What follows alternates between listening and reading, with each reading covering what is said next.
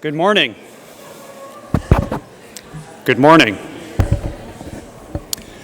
I'm Dr. Lamoth, and I'm going to introduce our speaker for the day, Ted Gioia. Please, as you get settled, turn off your cell phones and your electronic devices and put them away so that you can give your full attention to our time here together. Ted Gioia is somebody that is a very widely accomplished author, who's written on a wide variety of topics, and somebody that I've had the pleasure of meeting a bit yesterday. Very kind and warm person. I think you'll enjoy getting to know a little better. He's somebody who came into music through the lens of jazz, initially as a jazz pianist, and has recorded 3 different CDs in the jazz piano realm, but then transitioned also to doing research in music, particularly starting with jazz, with a series of books, beginning with The Imperfect Art, transitioning through West Coast jazz and the jazz standards, as well as a sort of overview of the history of jazz along the way.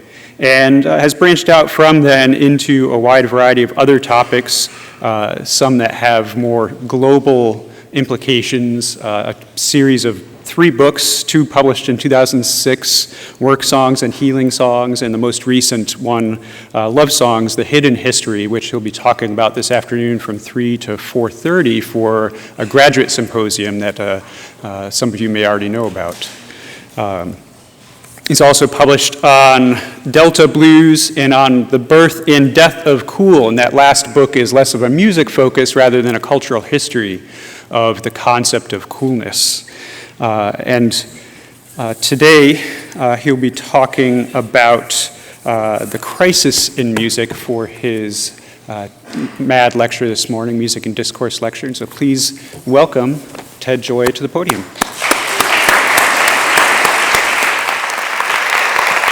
Thank you. Good morning. I'd like to talk about the state of the music world, and I'm going to talk very frankly and honestly. I'd like to look at what's happening now in music and try to anticipate what might happen over the next 5, 10, 15 years, focus on the challenges and obstacles out there and what we might do to overcome them.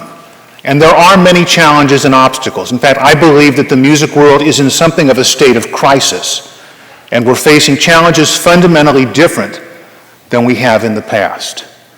Now, I've got to say, first of all, my views are controversial, at least in the eyes of some people, especially people who are very affiliated with music as an economic enterprise, people involved with sort of these global entertainment companies. A lot of them aren't happy with what I have to say. But I think it's important to be very honest and frank at this juncture in the history of music. You know, not long ago, a lead columnist for Variety magazine wrote a column about me. And I should say up front that Variety is a magazine for industry insiders in the entertainment industry. If you're a music fan, you probably don't read Variety. Even if you're a musician, you don't. But if you run a record label, it's the magazine you would read. Or if you run a movie studio, these are the magazines that you would read in those kind of jobs. And this columnist started his article out by saying to his readers, please stop sending me Ted Gioia's articles. And it wasn't that he wanted to debate me, he just didn't want to hear what I had to say anymore. And around the same time, New York's NPR station devoted a whole show to my views on music, in which they debated them, but they did not invite me to the debate. So I would have liked to have participated in that debate. But anyway, the question immediately comes to mind of what can I be saying about music that is so controversial? I mean, after all, I'm not writing about religion, I'm not writing about politics, I'm not writing about these very hot-button issues today.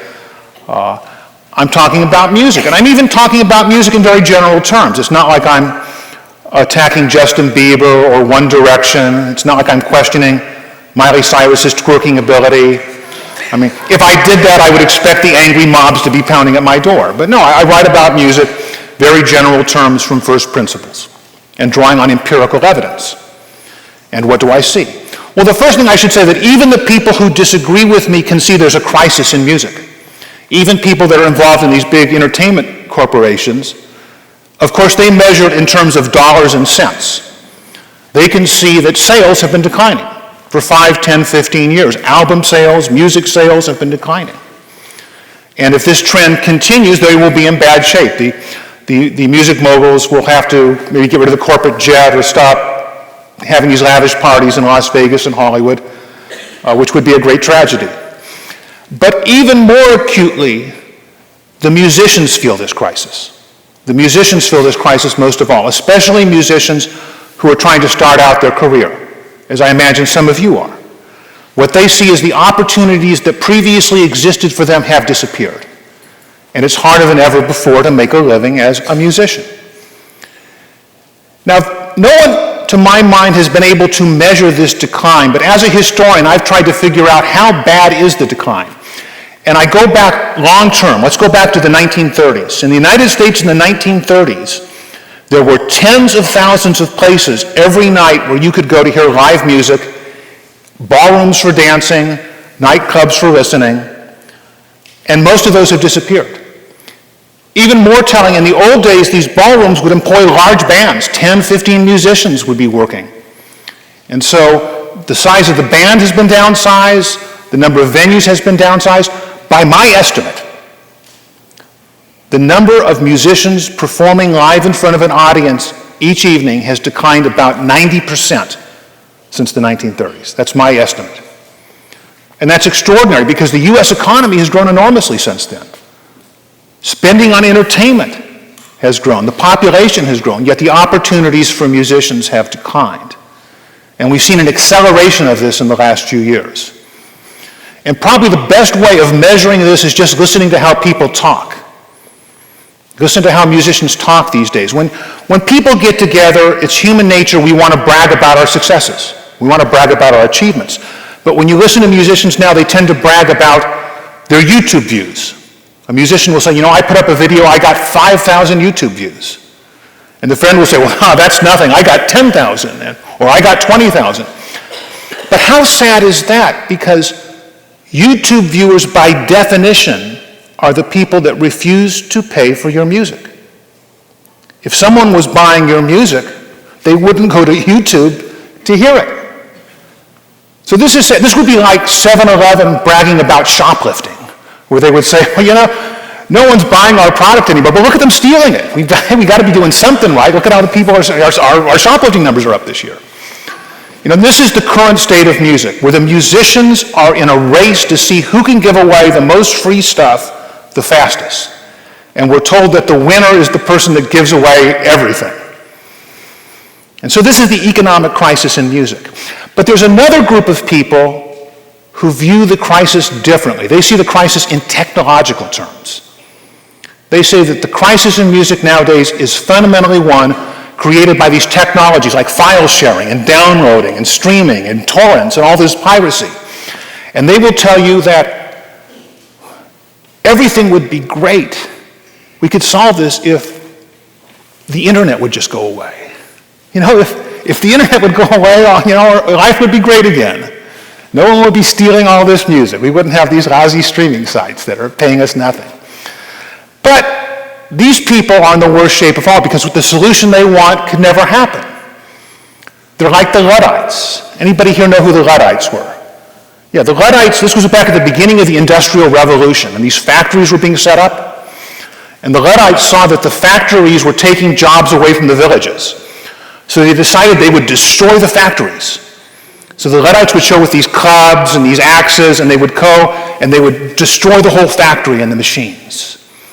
They were like the first hackers, but they weren't hacking websites. They were hacking machines and factories. Sometimes they would hack the factory owner. If the factory owner would stand in front of the factory and say, no, don't destroy my factory. Well, he might get hacked too. But what did we learn from the Luddites? Well, historically, the Luddites failed because you can't turn back the clock. Once a new technology has come, you can't get rid of it. And so there are people out there, they say it's a technological crisis, but they're really struggling. What's the solution? Now, there's a third group of people, and I have great sympathy with these folks. They believe the crisis in music is actually an artistic crisis, an aesthetic crisis. It's part of a larger cultural crisis. And they say you cannot look at what's happening in music in isolation. You need to see what's happening in our whole culture. And I have sympathy with these people. You know, I have a lot of people in my family are involved in the arts. I have an older brother who is a poet. My wife is a dancer and a modern dance choreographer.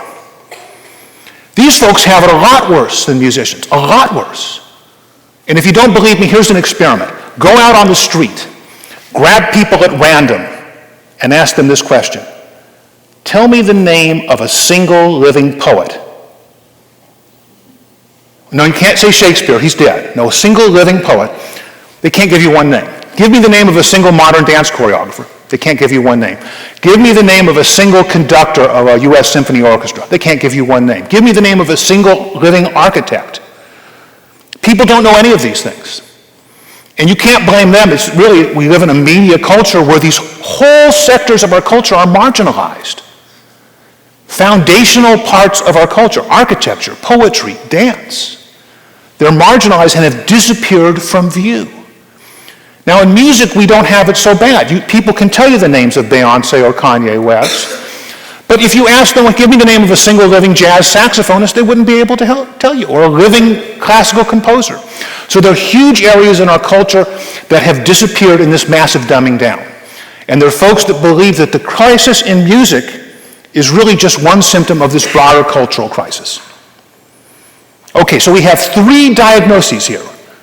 That the music crisis is economic, another group says it's technological, another one says it's artistic or cultural. Now what I'd like to do is to look at each of these individually and try to figure out what's really happening. Because I believe there's a mismatch between what people say and what's really happening. If music was a patient going to the doctor, it could complain about being misdiagnosed, because I believe there's been mixed diagnosis going on there. So let's start with the economic challenge. What is the economic challenge facing music? And I think in its simplest form, you can say it's as follows. People won't pay for music anymore. In fact, some people refuse on principle to pay for music. You know, I talk to people all the time. I was talking to some high school students recently, and I asked them, hey, do you ever think about buying music? Subscribing to a streaming site? Heaven forbid, buying a physical album? And they laughed at me. What could be stupider than that? Anything I want's on YouTube. Why would I buy a record? Every song I want is on YouTube. And they're probably right. By the way, here's a question. Any of you know what % of the content on YouTube is up there illegally? YouTube doesn't want you to know the answer to this, but I'll tell you, it's over half. People have studied this. Half the material up there on YouTube is up there illegally. So there's a whole moral and ethical issue, but there's this issue of people not wanting to pay for music.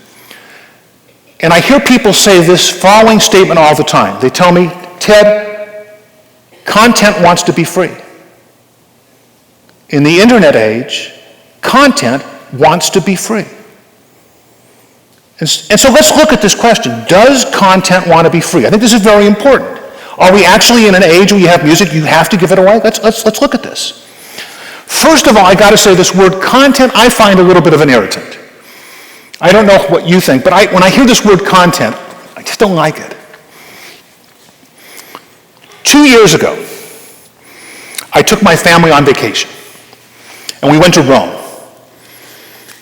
And before we went, I got a phone call from my brother. This is the poet. He said, Ted, I'm going to do a favor for you. I know the best music historian in Rome. And we are going to hire her. She's going to give you a personal tour of the Vatican Museum. He said, don't ask what it costs. But this is my favor to you as my brother. I've hired this great art historian. So we go on this tour of the Vatican. And this art historian is amazing. First of all, she calls me. She says, I'm going to be late. I'm giving Newt Gingrich a tour. He's running late. You got to wait for Newt Gingrich. Okay, I got to wait for Newt Gingrich. So finally, Newt Gingrich's tour is done, and she begins taking me on this tour. And she knows everybody at the Vatican. Everyone is saying hello to her. She introduces me to this guy. She goes, this is Pietro. He is the guy that when they pick a new pope, they burn the ballots and it goes up in this white smoke into St. Peter's and it announces there's a new pope. He's the guy who burns the ballots. Oh, wow, she is well connected at the Vatican. So we're seeing all the great works. We see the School of Athens, and finally, the high point, we go into the Sistine Chapel. And that's a remarkable experience. Those of you who have walked into the Sistine Chapel with those Michelangelos, it's remarkable. So here she is, the great art historian. Now, what did she do when we got in there? Did she say, look at the content? Over on the wall there, more content. And over there, Michelangelo, that's where he did even more content. No, of course she didn't. I mean, this would be ridiculous because these are great, towering works of human achievement. These are foundational works of our culture. They're artistic masterpieces. To refer to them as content is insulting. It implies they're generic. They're more or less interchangeable. You could take something else and put it on. You could put a cartoon up there and it would be the same thing. That's not true. We know that's not true. When Beethoven wrote his Ninth Symphony, he didn't say, well, I need more content. You know, when James Joyce wrote Ulysses, he didn't say, oh, the audience needs more content. No. So whenever you hear anyone refer to music or any artistic creation as content, you should be suspicious. These are people from Silicon Valley. They're not people who are involved on the creative end.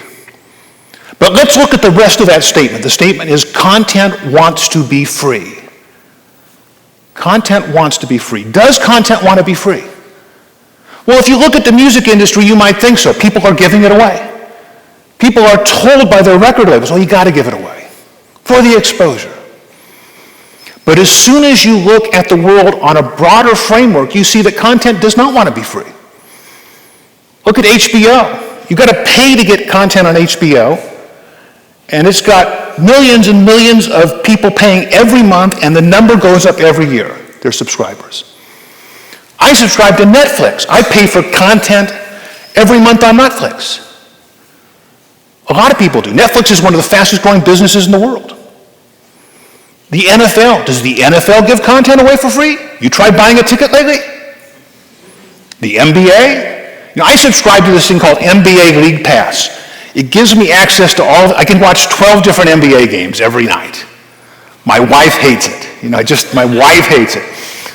And I got to pay a lot of money for that. Every year the bill comes, and I look at this. I go, this is outrageous. But I pay it, because it's good content. No, content doesn't want to be free. Video games. Are video games free? You know how big the video game business is now? It's $80 billion. The largest music company in the world, Universal Music, is $6 billion. So these video game companies, they're not giving it away for free. So we've got to look into this. Some content is free. Other content people pay for. So what are people willing to pay for? Let's look at HBO. HBO is a great example. Because if you believe what people tell you, HBO shouldn't exist. HBO operates in the TV industry where everybody else is giving it away for free. That's the history of TV. You know, when TV came out in the 1940s and 1950s, you bought the TV, the content was free. HBO comes along and they charge top dollar and everybody's willing to pay. They're making a mint at HBO. So let's ask ourselves, what is HBO doing that the music industry isn't? What can we learn from HBO? Well, let's look at 3 things HBO does we should learn from. First of all, HBO is committed to talent, and they will pay top dollar for the best talent in the world. HBO wanted to get Martin Scorsese to do a TV show. Martin Scorsese doesn't do TV shows. He may be the best movie director in the world. He's got Academy Awards, Best Picture, Best Director. He's a legend. HBO went to him and said, we will commit $18 million just to the pilot episode of Boardwalk Empire if you will come on board. He agreed. They got Martin Scorsese. When they did True Detective, they hired Matthew McConaughey. He had won Best Actor, an Oscar. Movie stars don't do TV. But they got Matthew McConaughey for True Detective. For the writers, they will hire Pulitzer Prize-winning novelists to write TV treatments. Jonathan Franzen has written for HBO, Michael Chabon. Now, the general public doesn't know who these people are, but they're very expensive. These are Pulitzer Prize-winning novelists, and HBO hires them to write TV treatments. HBO believes fundamentally they will pay whatever it takes to get the very best talent because they believe that's what people want. Now, what is network TV doing? What are the network stations doing? They're doing the exact opposite. What's the biggest thing in network TV right now? It's reality TV. And the premise of reality TV is you don't even need an actor. You can just take people off the street. I can grab you. Would you like to be on TV? Would you like to be on TV? The whole notion of reality TV is you don't need Matthew McConaughey. You got Snooki. And so you couldn't have a sharper contrast. You have HBO, we will pay whatever it takes to get the best talent, and you've got the network saying anybody could be a star. Now I ask you, which model is the music industry following? The entertainment corporations, do they believe hiring the very best talent? Here's a test. What's the best music school in the world? What do you think? What's the best music school? It's probably Juilliard. It might be Eastman. I mean, you could argue, but it's probably Juilliard. Go to Juilliard and ask the people running it, which music companies came to recruit talent this year? And they'll laugh at you. Oh no, did Universal Music come here to hire? Did Warner Music come here to hire? Of course not. The people running these labels, nothing would be more ridiculous in their mind than to try to find the best musicians in the world and hire them. They would laugh at you for even trying that. But that wasn't always the case. The most successful musician in America in 1937 was Benny Goodman. Sold more records than anybody. You know what he did in his spare time? Played Mozart clarinet concertos. He hired Aaron Copland to write a piece for him. He hired Bela Bartok to write a piece for him. So there was a day that even in commercial popular music, people with extraordinary talents rose to the top. Unfortunately, though, we've got to a position now where the music industry is more in the Snooki mold. They're more in the Snooki mold. What else does HBO do? The next thing you notice about HBO is they target grown-ups, not youngsters. TV historically has targeted 14-year-olds. If you sit in the meeting room at NBC and they're planning a new show, they ask themselves, would a 14-year-old like this show? HBO doesn't want 14-year-olds. In fact, they've got adult content warnings on half their shows. They target everything at grown-ups. But this sort of makes sense, doesn't it? I mean, that's who has the money. If you're running an entertainment business, how much money do 14-year-olds have? I have a teenage son. Every dollar he has, you know where it comes from? It comes from my wallet. I mean, any dollar my son spends comes out of my wallet. Why would an entertainment company want to target him? He's not going to buy a subscription service to anything. He doesn't even have a credit card. He wouldn't even be able to figure out how to pay for Spotify per month. He'd have to come to me, I had to bill it on my credit card. So HBO believes going after adults, not youngsters. Where's the music industry? Music industry targeting grown-ups or 14-year-olds? You know the answer to that. They're in the Snooki minds. Third thing HBO does, this is important to know. HBO believes in complexity. HBO believes in complexity. Those shows are complex, much more so than the network shows. I don't know if you know this guy, Malcolm Gladwell. He's a brilliant guy. He wrote this book, Blink, The Tipping Point. He's one of the most brilliant guys out there. He recently said something about TV I thought was spot on. He said, you know, in the old days, I'd be watching a TV show, some detective show or a medical show. He said, I would go out, I'd make a sandwich. I'd get something to drink. I'd make a phone call. I'd come back 20 minutes later. I still understood everything in the show. Because these shows are so formulaic, they're so predictable. Even though I had missed 20 minutes, I understood everything. He said, but that's not true anymore. I watch these shows on HBO. I'm watching True Detective. I miss 5 minutes. I don't know what's going on. I got to find someone to tell me what I missed.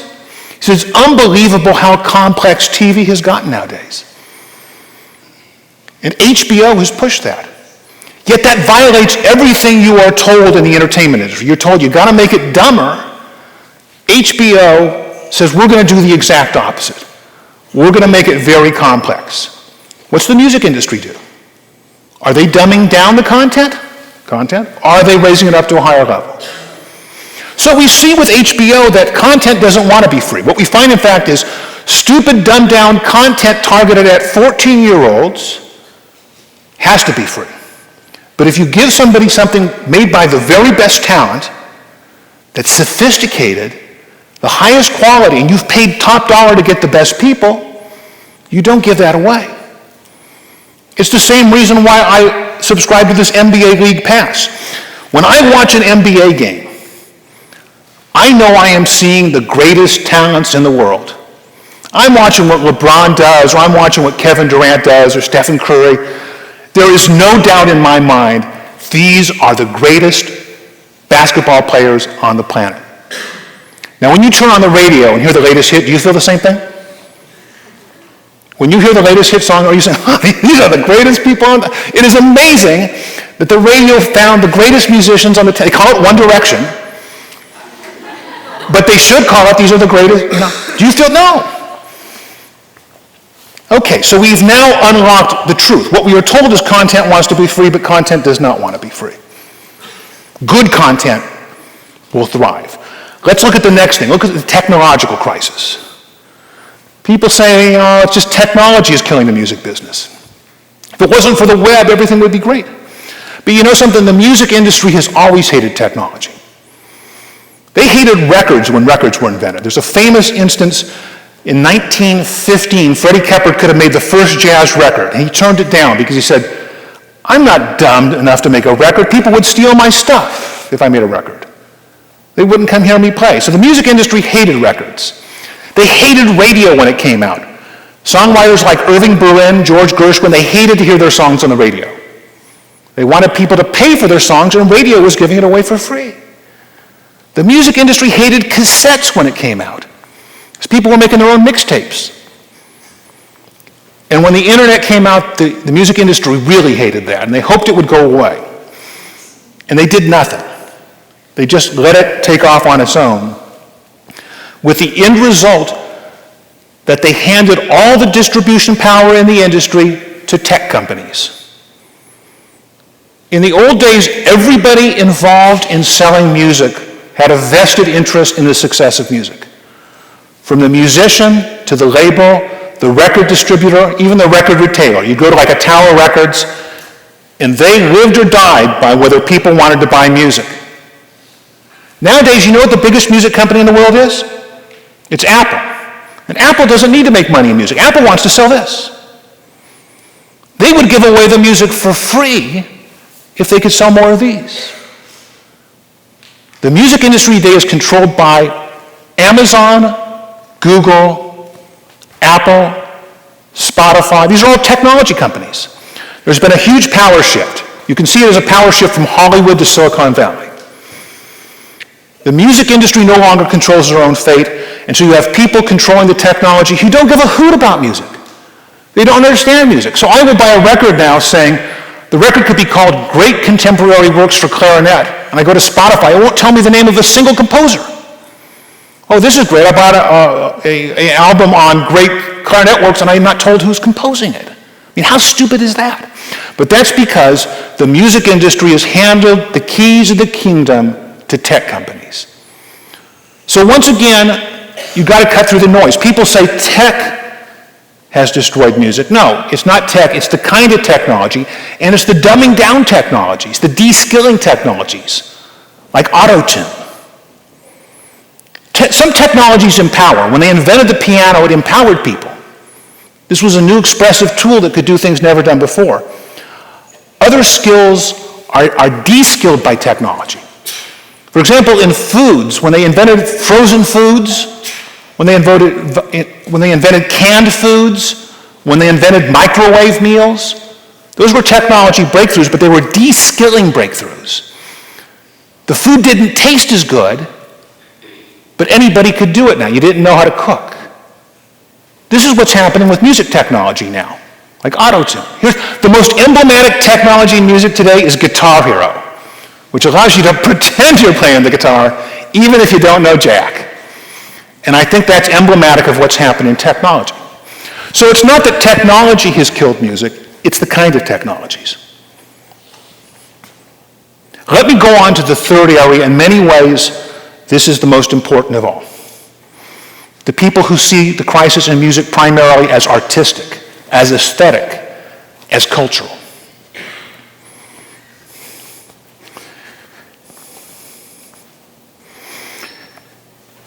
Not long ago, I wrote an article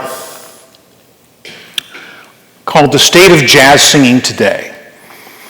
I spent months on this article, and I listened to every recording of a jazz singer I could find. I listened to every recording of a jazz singer I could find. I listened to the major stars, I listened to the new stars, I listened to self-produced stuff by people that produced their own record, I listened to music by people that didn't even have a recording contract. And I spent 3 months doing this so I could write an article on the state of jazz singing today. And I learned many interesting things, but the most interesting I'm going to share with you. I learned how you can get a recording contract as a jazz singer with a major label in the year 2015. This is useful information, no? I'm going to tell you how a jazz singer, they don't like jazz, but I can tell you how a jazz singer can still get a record contract with a major label in the current day. Listen, you've got to be drop-dead gorgeous. You got to look like you just came off the cover of Vogue magazine or GQ and walked into the studio. Do you need to know how to sing? Well, it would sort of help. But what I found is I found all these amazing singers who don't get the time of day from the music industry. But if they looked like a fashion model, different rules applied. Now, how sad is that? You know, Aretha Franklin wouldn't get a record contract nowadays. Janis Joplin wouldn't get a record contract nowadays. Ella Fitzgerald wouldn't get a record contract nowadays. Marilyn Monroe would be a jazz singer. There's something fundamentally wrong with that. And I think it gets to the heart of the issue. And the heart of the issue is, for many of the people in the entertainment industry, they really wish they were in a different business. They wish they were really in the fashion industry. Or they wish they were in the advertising industry, like these people on Mad Men boozing it up, smoking cigarettes. I lost my microphone here. You know, or they wish that they were in the movie industry. If you look at these entertainment companies, they're all spending money on movies now. In their heart of hearts, they do not believe anymore in the redemptive power of music. They don't believe in the enchantment of music. They remind me of the priests in ancient Rome. You know, in ancient Rome, they had their gods, Jupiter and Juno. And eventually, people stopped believing in the gods. And that's when Christianity came in, because people didn't believe in the old gods anymore. And there were these priests. They would do the rituals. They would do the sacrifices. But in their hearts, they did not believe. They did not believe. And I fear there are too many people in the entertainment industry now who in their heart of hearts do not believe in the redemptive power of music. And so they're looking for fashion models, or they're looking for movies or something to save them. Not everybody. I mean, look at the ECM label. It's run solely on musical standards and sells a lot of records. Look at the Nonesuch label. It's run solely on musical standards and is very successful. Look at what Jack Black is doing with Third Man. There's about 10 or 15 labels now that understand how important music is. But it's not the major corporations. They're selling us frozen food. They're selling us Velveeta. There's going to be a rise in artisan music. Now there's artisan food where people want the real